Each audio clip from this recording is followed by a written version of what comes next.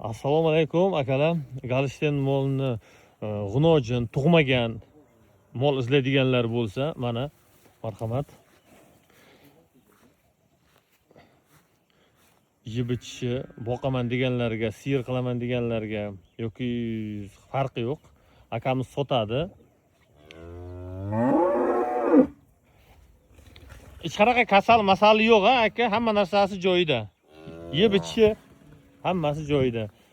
Endi narxini qancha deyapsiz? Narxini 20 akamiz 25 million deyapti. Telefon qilasiz. Gaplashadi. Gaplashadigan joyi bor, nasib bo'lsa. Bor, gaplashadigan joyi bor. Molga gap yo'q. Hali bir qorin ham tug'magan. Mana katta. Akam telefon raqamini qo'yaman. Telefon qilib bemalol so'rab olaverasiz. Savdolashasiz.